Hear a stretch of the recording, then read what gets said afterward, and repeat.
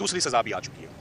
इमरान खान साहब हमेशा की तरह आज भी मुस्कुरा रहे थे जब उन्होंने सज़ा अपनी सुनी। मैंने उनका ये पैटर्न भी, जैसे सज़ाओं का पैटर्न है, खान साहब का भी वही पैटर्न है। सो वो मुस्कुरा रहे थे, वो बिल्कुल हैरान नहीं थे, वो एक्सपेक्ट कर रहे थे, मगर इस बात पे बहुत शॉक्ड थे कि आज तो तुम्हारा वेट भी नहीं हुआ, लीगल टीम का भी वेट नहीं हुआ, और जज साहब ने हमारा वेट भी नहीं किया और फैसला सुनाकर वो चले गए। तो ये जज साहब, मैं बड़ा हैरान हूँ कि जज साहब को कम से कम ट्रायल तो मुकम्मल करना चाहिए था, कम से कम लीगल फॉर्मेलिटीज़ तो पूरी होनी चाहिए थी, 10A के तकाजे तो कम से कम पूरे कर देते, फैसला फेयर होता ना होता, एक ट्रायल। सो इससे पहले भी आप देखें तोशा खाना बंद में भी कभी ट्रायल ही मुकम्मल नहीं हुआ, साइफर भी कैसे चलता रहा, ट्रायल के अंदर इतने फ्लॉज और डिफेक्ट्स रहे,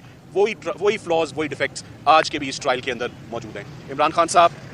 ने हदायत दी है कि उनकी और उनकी अहलिया के बिहाफ पर मैं अपील दायर करूं इस्लामाबाद हाई कोर्ट में, और जो उनका ट्रस्ट और कॉन्फिडेंस हमेशा से जुडिशरी के अंदर है, हमेशा रूल ऑफ लॉ की बात ही उन्होंने की है, हमेशा लीगल इंस्ट्रक्शंस ही हमें दी है कि सज़ा आ गई, अब क्या हो सकता है, जो आप कानूनी चारा गोई आप करें, इसका नेक्स्ट स्टेप अपनी अपील दायर करें। खान साहब को ऑफ कोर्स बहुत मुश्किलात में रखा हुआ है, उनकी अहलिया को भी वो बहुत डिस्टर्ब हैं इस बात पे कि आइसोलेशन में उनको जो है वो रखा हुआ है, किताबें उनके पास नहीं है, खास तौर पे वो कह रहे हैं मुझसे मिलना चाहते हैं, मुझसे बात करना चाहते हैं। आज मेरी उनसे मुलाकात भी बहुत मुश्किल से, ये जितनी गुफ्तगू हुई है ये बहुत मुश्किल से और टफ सर्कमस्टांसेस में हुई है। मेरी मुलाकात और मेरी उनसे गुफ्तगू नहीं होने किसी तरह मुमकिन हो पा रही थी आज, इतना ज़्यादा पहरा जो था वो अंदर लगा हुआ था। सो